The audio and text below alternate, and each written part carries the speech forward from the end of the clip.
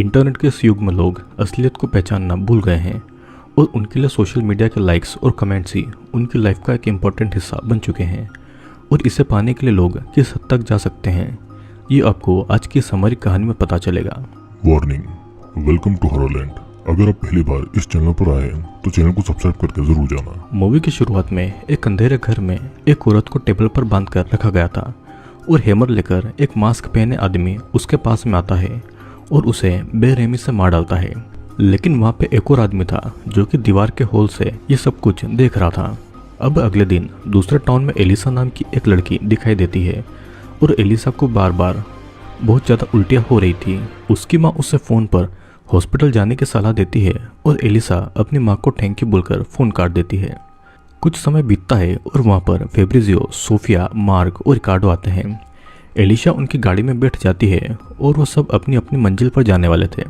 रिकार्डो doctor था जो कि अपनी एक पेशेंट को देखने जाने वाला था और मार्क और सोफिया यहाँ पर कपल थे और फेब्रिजियो उनका ड्राइवर था। जल्दी ही एलिसा उनकी दोस्त बन जाती है और वे लोग एक सुनसान रास्ते में आगे बढ़ रहे थे। एलिसा रास्ते के बोर्ड्स पर एक अजीब सा काला निशान देखती है पर बाकी इस बात पर गौर नहीं करते हैं और रास्ते में एलिसा को फिर से उल्टियाँ शुरू होने लग गई थी, इसलिए कार रोककर एलिसा बाहर चली जाती है।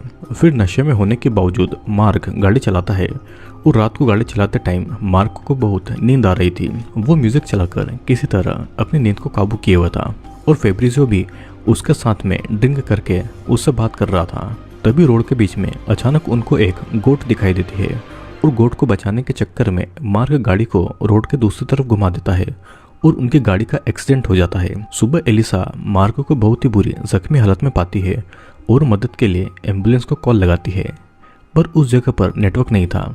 रिकार्डो एलिसा को रोड से मदद लाने को कहता है पर वे लोग तो रोड के पास थे भी नहीं। सभी लोग शॉक्ड होकर गाड़ी के बाहर देखने आते हैं और उनकी गाड़ी एक खुले मैदान में थी और पास ही में एक घर भी था। सभी उस घर में मदद मांगने जाते हैं और सोफिया उस घर में आवाज भी लगाती है लेकिन कोई भी घर के बाहर नहीं आता है और तब सब लोग फिर से गाड़ी में चले जाते हैं। मार्क इस बात से पैनिक कर रहा था कि सभी रास्ता भटक चुके हैं और फेब्रिजियो और रिकार्डो जंगल की तरफ रास्ता ढूंढने जाते हैं। रास्ते में फेब्रिजियो रिकार्डो से उसकी लाइफ के बारे में पूछता है लेकिन रिकार्डो उसे कोई जवाब नहीं देता है। तभी उनको एक अजीब सी चीज नजर आती है और जंगल के बीच में कुछ डेड बॉडीज को अजीब तरीके से लटकाया गया था। उन्हें देखकर ऐसा लग रहा था कि वो जगह ब्लैक मैजिक के लिए यूज की गई हो और ये सब देखकर वे वहां से चले जाते हैं। इधर एलिसा उसी घर में फिर से घुसती है और घर के अंदर अजीब अजीब चीजें रखी हुई थी और उसे कुछ आवाजें भी सुनाई देती है। एक जगह पर बहुत सारे कैंडल्स और कुछ पेंटिंग्स के सामने जलाकर रखा गया था। बाकी सब भी घर के अंदर आकर ये सब देख लेते हैं और सभी लोग डिसाइड करते हैं कि मार्क को इस घर के पास में लाकर वे लोग रात यहीं पर गुजारेंगे। रात को फेब्रिजियो जब बाहर जाता है उसे कुछ मास्क पहने हुए लोग उसी की तरफ देखते हुए नजर आते हैं और इधर रिकार्डो को घर की तरफ से अजीब अजीब आवाजें सुनाई देती है। सोफिया और एलिसा भी घर के अंदर देखने के लिए चले जाते हैं। फेब्रिजियो रिकार्डो को आकर उन मास्क मैन के बारे में बताता है और दोनों फिर से उसी घर के अंदर जाते हैं। घर के एटिक में सभी को एक बच्ची नजर आती है और उसी समय वहाँ पर एक तेज आवाज भी गूंजती है। वे खिड़की से देखते हैं तो कुछ काले कपड़े पहने लोग उस घर के सामने खड़े हुए थे। वही लोग मार्क को कार से निकालकर घर के अंदर ले आते हैं और उसको एक टेबल पर बांध देते हैं। तब एक आदमी मार्क को हैमर से पीट पीट कर मार डालता है और उसकी चमड़ी भी उखाड़ कर खुद ही पहन लेता है और वही तेज आवाज फिर से गूंजने लगती है और सभी वहां से मार्क की डेड बॉडी को लेकर चले जाते हैं। सभी लोग एटिक से ये सब कुछ देख रहे थे और मार्क की दर्दनाक मौत देखकर सभी शॉक्ड हो गए थे। अगली सुबह उस बच्चे को लेकर सभी जंगल की तरफ रास्ता ढूंढने जाते हैं और एक जगह पर उनको बहुत सारे अबेंडेंट कार्स दिखाई देती है, मतलब कि उनसे भी पहले यहाँ पर बहुत सारे लोग यहाँ पर आकर फंस चुके हैं और इन सब की वजह से रिकार्डो और सोफिया के बीच में झगड़ा हो रहा था। इस तरफ एलिसा उसी बच्ची चियारा के साथ में बात करने जाती है और चियारा की जीभ उन लोगों ने काट दी थी तो चियारा लिखकर अपने बारे में एलिसा को बताती है। फिर उसी समय वहाँ पर वही तेज आवाजें फिर से उनको सुनाई देती है और सभी फिर से उसी घर के अंदर जाते हैं। रात को वे सभी ड्रिंक करके एक दूसरे की लाइफ में बातें कर रहे थे। सभी कुछ देर के लिए ही सही लेकिन अपना टेंशन भूल जाते हैं और वहीं पर सो जाते हैं और सोफिया यहाँ पर मार्क को बहुत मिस कर रही थी। अब आधी रात को फिर से वही तेज आवाज सुनाई देती है और एलिसा उठकर बाहर देखने जाती है और जो वो देखती है उसे देखकर वो बहुत ही शॉक्ड हो गई थी। उन्हीं सब मास्क पहने लोगों ने सोफिया और रिकार्डो को एक पोल से बांध कर रखा हुआ था और फेब्रिजो एलिसा को घर के अंदर ले आता है। वे सभी लोग एक रिचुअल करने लगते हैं और रिकार्डो और सोफिया को बड़ी बेरहमी से मारने काटने लगते हैं। घर के अंदर से एलिसा ये सब कुछ देख रही थी पर वो कुछ नहीं कह पाती है और यहाँ पर हम समझ पाते हैं कि उन सबको इस जगह पर लाने वाला और कोई नहीं बल्कि फेब्रिजो ही है। फेब्रिजो एलिसा को हक करता है और तभी एलिसा सुन पाती है कि फेब्रिजो के ईयरफोन पर कोई ये कह रहा है कि एलिसा को लिविंग रूम में लेकर आओ। एलिसा भी यही बात सुन लेती है और फेब्रिजो से पूछती है कि उसके साथ ये कौन बातें कर रहा है। पकड़े जाने पर फेब्रिजो गुस्सा हो जाता है और कहता है कि एलिसा इस तरह सब कुछ बिगाड़ देगी और उसी समय कोई आकर एलिसा को घर के बाहर ले जाता है। अब अगली सुबह एलिसा को एक डाइनिंग टेबल पर बिठाया जाता है जहाँ पर बहुत सारे लोग पहले से ही बैठे हुए थे और सभी वहाँ पर खाना खाने लगते हैं।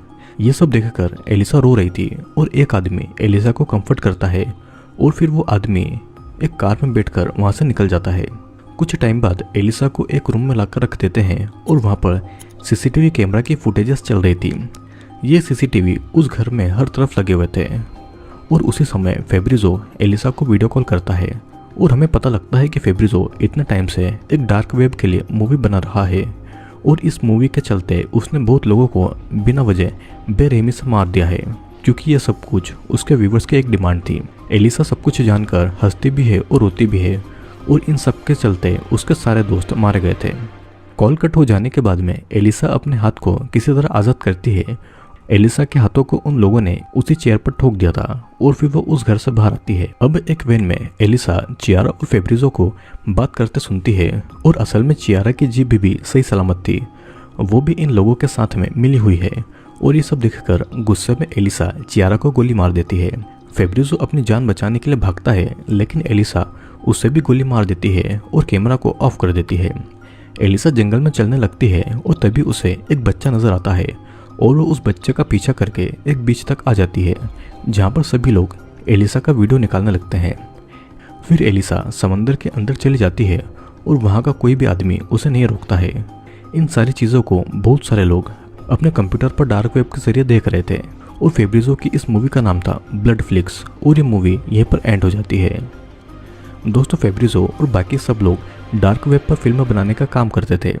डार्क वेब पर लोगों की डिमांड थी कि बेकसूर लोगों को मार काट कर उनको टॉर्चर करके उनकी फिल्म बनाई जाए। लाइक व्यूज़ और पैसों के चक्कर में फेब्रिजो ड्राइवर बनकर लोगों को फंसाता और उस अनजान जगह पर लाकर उनको मार काट कर डार्क वेब पर उनकी फिल्म बनाता। मूवी के एंड में बीच पर लोगों ने एलिसा की मदद इसलिए नहीं की क्योंकि वे सभी भी डार्क वेब पर उन्हीं मूवीज़ को देखते थे। एलिसा को भी पता था कि वो इन सबसे बाहर नहीं निकल सकती है और इसलिए उसने समंदर में जाकर अपनी जान दे दी थी। तो आई होप दोस्तों आपको वीडियो पसंद आया होगा। वीडियो पसंद आया हो तो इस चैनल को लाइक शेयर और सब्सक्राइब जरूर करें क्योंकि मैं बहुत सारे इंटरेस्टिंग वीडियोस जल्दी आपके लिए लेकर आता हूँ।